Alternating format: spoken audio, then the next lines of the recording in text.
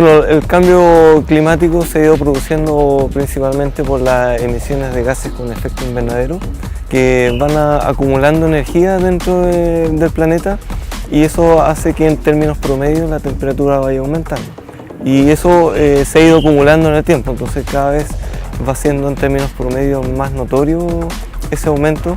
Uno de los principales gases de efecto invernadero es el dióxido de carbono, el cual se emite en la combustión de combustibles fósiles, esencialmente en centrales termoeléctricas como en los mismos automóviles.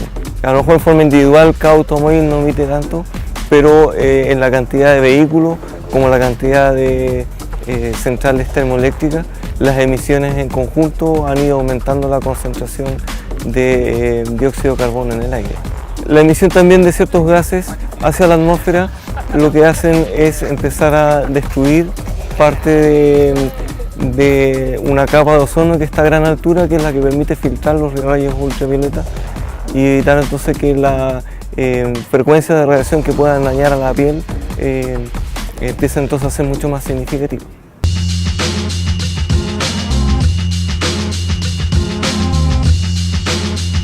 Los cambios se producen por modificaciones naturales o por modificaciones antropomórficas, es decir, en la mano del hombre siempre está detrás en todos estos cambios. Uno de los cambios que te hablaba recién es el cambio del grosor de la capa de ozono. La capa de ozono puede disminuirse porque hay menos oxígeno que se está produciendo, y eso se produce porque se talan bosques. El talar y talar bosque, tú eliminas la masa vegetal que está produciendo oxígeno. Entonces, si no hay quien te lo produzca, no hay. Entonces, si no hay quien produzca el oxígeno, lo que está acá arriba, que es oxígeno y ozono, empieza a agotarse. Entonces, empieza a adelgazarse. Y si se empieza a adelgazar el filtro que, valga la redundancia, filtra las radiaciones que vienen de afuera, del Sol y de otros planetas que no llegan acá a la Tierra. Esas radiaciones son las que son a veces muy nocivas.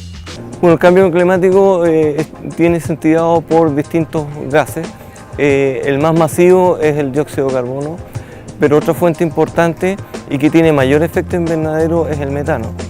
Una de las fuentes de metano viene de la descomposición de la basura y de la producción agrícola en general. Toda la producción de carne de vacuno en general genera bastante metano, por lo tanto cada vez que consumimos carne estamos aportando de alguna forma a este efecto invernadero. Bueno, en este caso la descomposición de la materia orgánica en ausencia de oxígeno, como ocurre digamos dentro de un relleno sanitario o dentro del estómago de los vacunos, los microorganismos van degradando esta materia orgánica y la van convirtiendo en gas metano, que después es liberado a la atmósfera y a través de eso entonces se producen los efectos que podemos observar.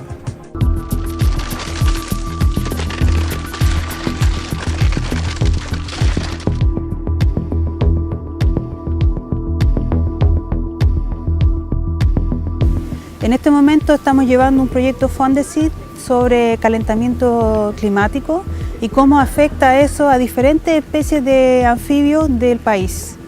Entonces estamos tomando cerca de 12 especies distintas que hemos visto que hay algunas que son muy resistentes a los sobrecalentamientos, al cálculo de temperaturas críticas máximas o a tasas de calentamiento que son muy veloces, pero que dada su condición de seres vivos tienden a termorregular. Pero esa termorregulación tiene una capacidad y pasando sobre esa capacidad ya es imposible hacer que los animales termorregulen y por lo tanto potencialmente si las temperaturas siguen subiendo vamos a tener eventos de extinción. Hay unos que tienen probabilidad de extinción mucho mayores que otros tipos de organismos. En el caso de los anfibios y los reptiles, por lo que te decía de que son ectotermos, dependen de la temperatura del ambiente, más directamente que un roedor, por ejemplo. Entonces, cuando nosotros tenemos un anfibio que no es capaz de soportar alzas de temperatura como las que estamos teniendo ahora, entonces la mayor probabilidad de extinción están en esos grupos y no en otros.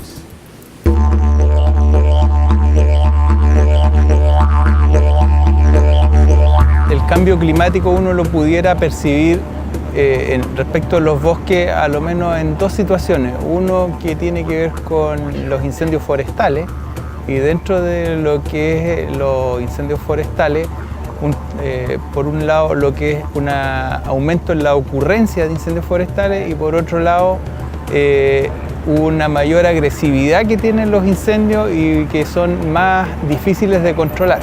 Respecto de la mayor ocurrencia, nosotros hemos registrado ya con una comparación histórica, estamos teniendo aproximadamente un 20% más cada año, un 20% más de incendios respecto de un promedio histórico de los últimos 5 años.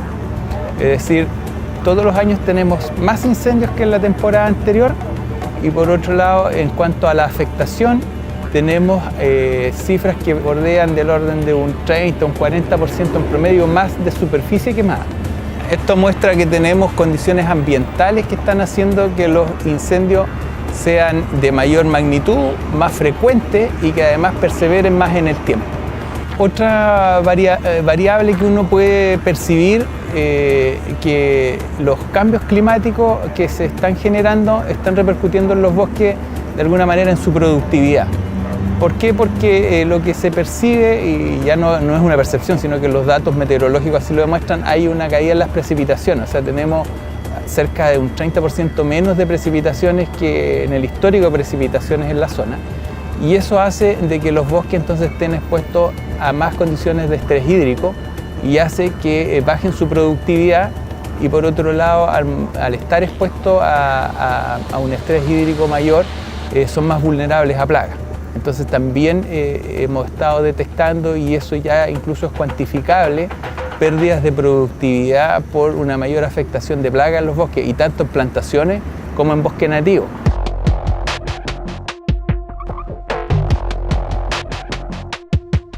La capa de ozono tiene un grosor.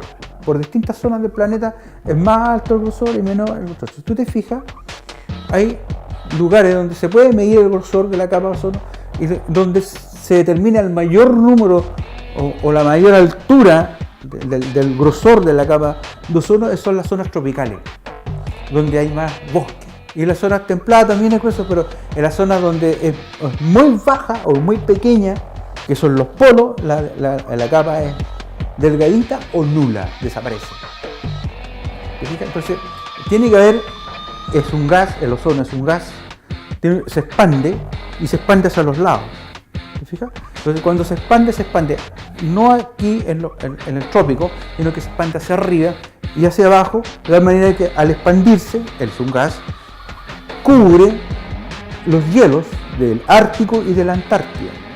Si yo no tengo ozono de arriba, yo tengo la zona desprotegida, aunque sea pequeña la radiación, pero la cantidad de luz y de radiaciones que están entrando al sistema es mayor que si no tuvieran un filtro. Veo que este es un filtro. Entonces, eso hace que aumente el derretimiento de la nieve y aumente la temperatura de la nieve. En realidad, no la temperatura de la nieve, aumenta la temperatura del aire donde están los hielos. Por eso se postula que subirían los niveles de agua con el correr de los años. Nosotros tenemos un ciclo del agua que es circular, ¿sí? Nosotros dependemos de tener agua en diferentes épocas del año, ¿cierto? Sobre todo en esta zona que es una zona mediterránea que tiene primavera, verano, invierno, otoño, que son bien marcados. Nosotros dependemos de esa agua.